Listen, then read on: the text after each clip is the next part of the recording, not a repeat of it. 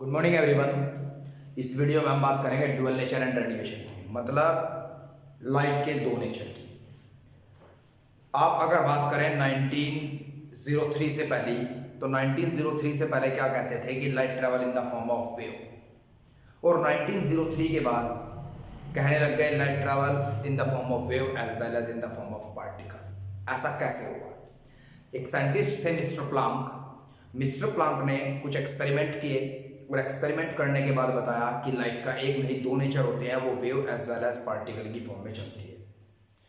अगर मैं आपसे बात करूं वेव नेचर ऑफ लाइट, तो वेव नेचर ऑफ लाइट के कुछ एक्सपेरिमेंट हाइजीन्स ने किए थे और उन्होंने मैथमेटिकली भी प्रूव किया था कि light travel in the form of wave. लेकिन पार्टिकल नेचर के कुछ एक्सपेरिमेंट जो मिस्टर प्लांक ने किए थे वो भी सही साबित हुए, और कुछ दूसरे साइंटिस्टों ने किए जैसे कि मिस्टर एल्बर्ट आइंस्टाइन और कॉम्पटन। जब इन्होंने वो एक्सपेरिमेंट किए तो पता चला कि light travel in the form of particle also. आपको पता भी होगा एल्बर्ट आइंस्टाइन को रिलेटिविटी थ्योरी के लिए नोबेल प्राइज नहीं मिला था। उन्हें नोबेल प्राइज जो मिला था वो फोटो इलेक्ट्रिक इफेक्ट के लिए मिला था, बल्कि वो एक्सपेरिमेंट सिर्फ उन्होंने किया था, वो थ्योरी, वो सारी की सारी रिसर्च मिस्टर प्लांक ने की थी। चलिए बात करते हैं हम सबसे पहले प्लांक थ्योरी थी क्या। मिस्टर प्लांक ने ये बात कही कि light travel in the form of wave as well as in the form of particle, and these particles are not massive particle but are the packet of energy and said to be photon और quanta. और एक जो photon होगा उसकी energy उतनी ही ज्यादा होगी जितनी उसकी फ्रीक्वेंसी होगी। अब अगर मैं आपसे बात करूं कि आप कैसे पता करें कि किस फोटोन की एनर्जी ज्यादा है और किस फोटोन की एनर्जी कम है, तो कैसे पता करेंगे?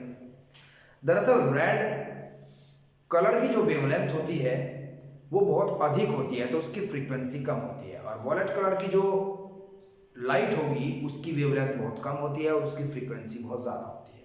तो जितनी ज्यादा फ्रीक्वेंसी होगी उतनी ज्यादा एनर्जी होगी, और जब एनर्जी ज्यादा होगी तो मतलब वो एक स्ट्रॉन्ग, वेरी स्ट्रॉन्ग फोटोन होगा। इसीलिए कहा जाता है कि आप वॉयलेट कलर के कपड़े अवॉइड करें, क्योंकि उनके ऊपर फ्रीक्वेंसी ज्यादा पड़ती है और फ्रीक्वेंसी के कारण आपको स्किन कैंसर होने का भी खतरा रहता है। चलिए बात करते हैं सबसे पहले एल्बर्ट आइंस्टाइन ने मिस्टर प्लांक की थ्योरी को नजर में रखते हुए एक एक्सपेरिमेंट किया जिसका नाम लिखा गया photo electric effect. Photo electric effect में क्या था, उन्होंने एक मेटल प्लेट ली और मेटल प्लेट ऐसी ली जिसके इलेक्ट्रॉन्स ज्यादा क्लोजली बाउंड ना हो न्यूक्लियस के साथ। ऐसी प्लेट ली जिसके इलेक्ट्रॉन्स ज्यादा लूजली भी बाउंड ना हो, मतलब ऐसे इलेक्ट्रॉन्स हो कि वो स्टेबल फॉर्म में तो हो। तो उन्होंने क्या किया, उसे धूप में रखा। धूप में रखने के बाद जब उसके ऊपर धूप पड़ी, लाइट रे पड़ी, तो लाइट रे के जो पार्टिकल्स थे जिनका जिक्र मैंने अभी आपसे किया है, उनकी एनर्जी होती है E is equals to h nu। h is the Planck constant, जिसकी वैल्यू होती है 6.63 10 to the power -34 जूल पर हर्ट्ज। तो ये एनर्जी एक फोटोन की होती है।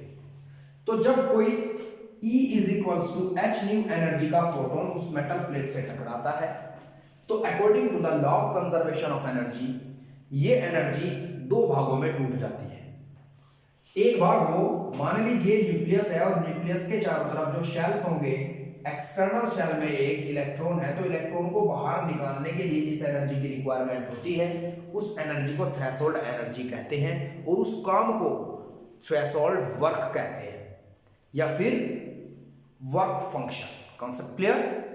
इसके बाद मान लीजिए एक फोटोन आया, और फोटोन आने के बाद किसी एक एटम के एक्सटर्नल शेल के इलेक्ट्रॉन से टकराया, तो कुछ तो वर्क होगा उस इलेक्ट्रॉन को अपनी स्टेबिलिटी से डिटेक्ट करने के लिए। जब उसे डिटेक्ट कर देंगे आप, उसके बाद बाकी बची हुई एनर्जी उस इलेक्ट्रॉन को काइनेटिक एनर्जी प्रोवाइड करेगी। तो मतलब law of conservation of energy के according E is equals to work function plus kinetic energy of electron. ध्यान रखिएगा ये एनर्जी ऑफ फोटोन होती है, energy of incident photon. Incident photon. ये वर्क फंक्शन होता है। वर्क फंक्शन का मतलब है इलेक्ट्रॉन को अलग करने के लिए जो अमाउंट ऑफ वर्क किया गया, या फिर थ्रेशोल्ड एनर्जी भी कह सकते हैं। और ये होती है kinetic energy of free electron. जो आपने इलेक्ट्रॉन अपनी स्टेबिलिटी से अलग किया हुआ है उसकी जो काइनेटिक एनर्जी होगी वो के। अब अगर इस इक्वेशन को मैं, ये इक्वेशन है फोटो इलेक्ट्रिक इक्वेशन। अब इस इक्वेशन को मैं थोड़ा सा आपको डीपली समझाऊंगा और आप बहुत ध्यान से समझेंगे।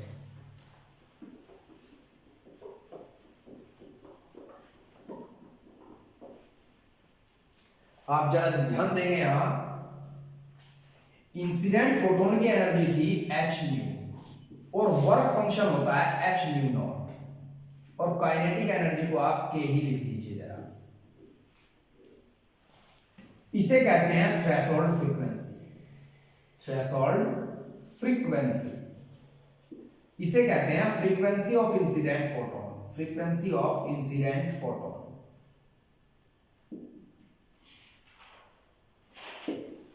दरअसल फ्रीक्वेंसी ऑफ इंसिडेंट फोटोन तो वो होती है जो इंसिडेंट फोटोन की फ्रीक्वेंसी है, और थ्रेशोल्ड फ्रीक्वेंसी डिपेंड करती है nature of the material of the photoelectric plate.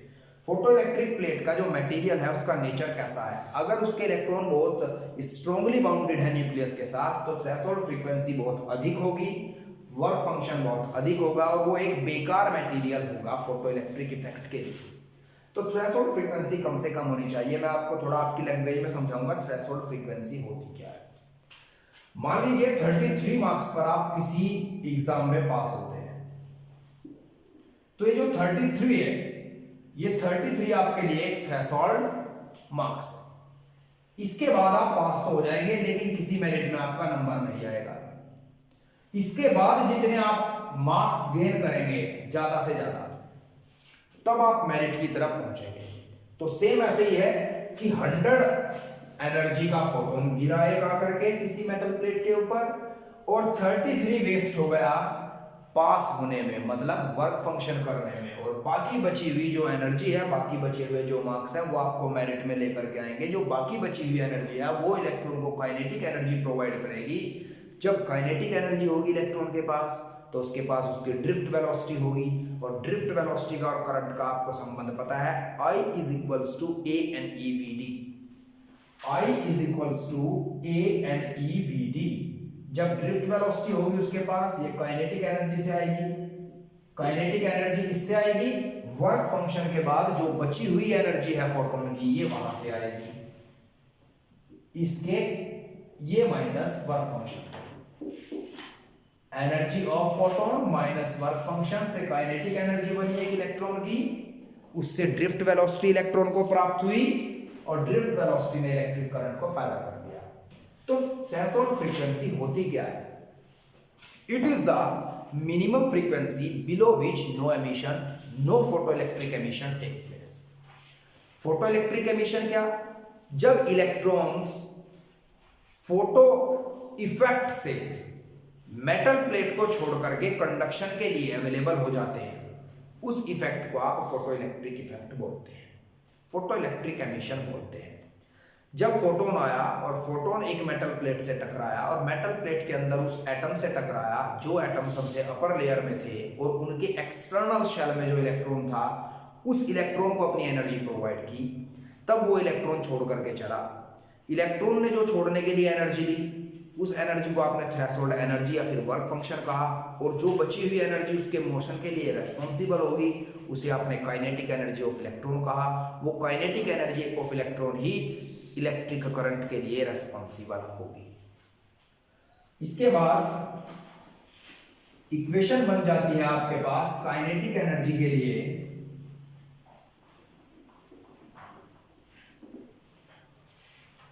K is equals to H nu minus nu not. अब हम एल्बर्ट आइंस्टाइन के कुछ फोटो इलेक्ट्रिक प्लेट से रिलेटेड, फोटो इलेक्ट्रिक एमिशन से रिलेटेड पोस्टुलेट्स की बात करेंगे।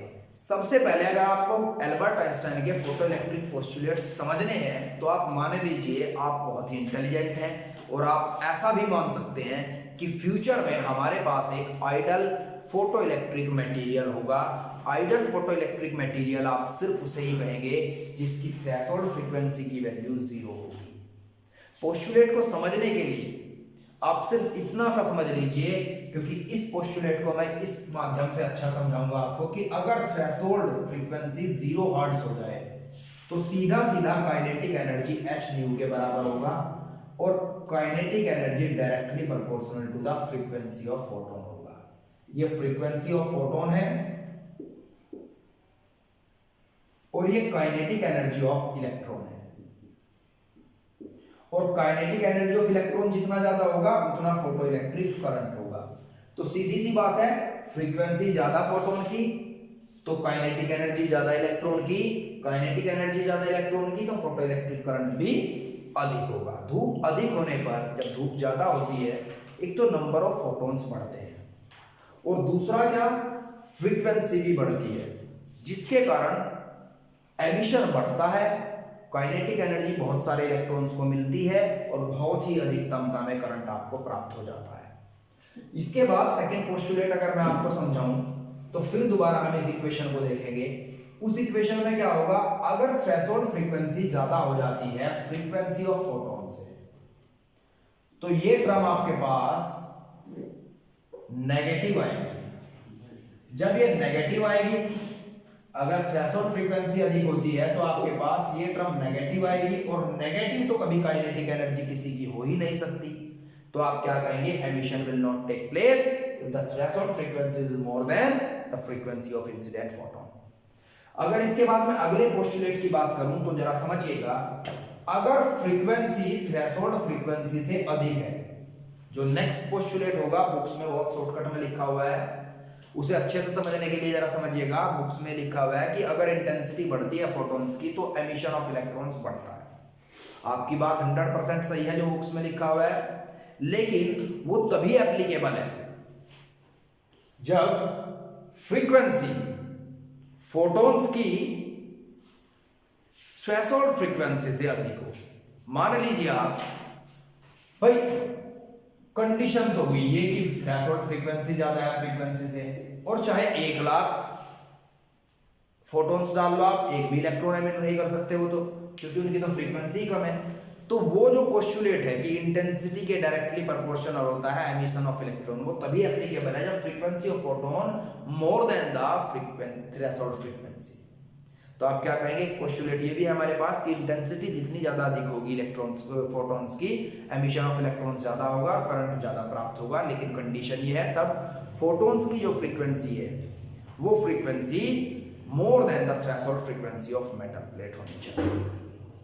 जो हमारे पास इंसिडेंट फोटोन की फ्रीक्वेंसी है वो तो सोर्स की एबिलिटी है, जिस सोर्स से फोटोन एमिट हुए हैं वो तो सोर्स की प्रॉपर्टी होती है, और जो थ्रेशोल्ड फ्रीक्वेंसी है वो मेटल प्लेट की प्रॉपर्टी होती है। It depend at the nature of the material only.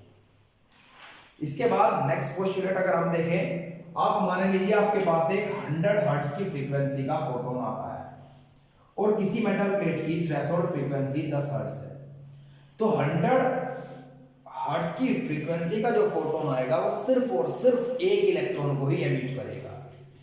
10 hertz यहां खर्च हो जाएगी क्योंकि 10 हर्ट्ज फ्रीक्वेंसी इसकी थ्रेशोल्ड फ्रीक्वेंसी है, और 90 हर्ट्ज को वो काइनेटिक एनर्जी में H के साथ मल्टीप्लिकेशन करने के बाद कन्वर्ट कर देगा। तो मतलब एक फोटोन एक ही इलेक्ट्रॉन को एमिट करता है, बस अगर फ्रीक्वेंसी ज्यादा है तो उस इलेक्ट्रॉन की काइनेटिक एनर्जी अधिक होने के कारण ड्रिफ्ट वेलोसिटी ज्यादा हो जाती है और इलेक्ट्रिक करंट भी वो ज्यादा पैदा करता है। इसके बाद जरा समझिएगा, फोटोन के टकराने से लेकर के इलेक्ट्रॉन के एमिशन तक 10⁻⁻26 सेकंड का समय लगता है केवल। मतलब 1 सेकंड में 10⁻26 फोटॉन्स मेटल प्लेट से टकराते हैं और इतने इलेक्ट्रॉन्स एमिट होते हैं, और ये पर मीटर स्क्वायर में लगभग इतने फोटॉन्स एमिट हो जाते हैं, और कितनी तादाद में करंट मिल जाता है।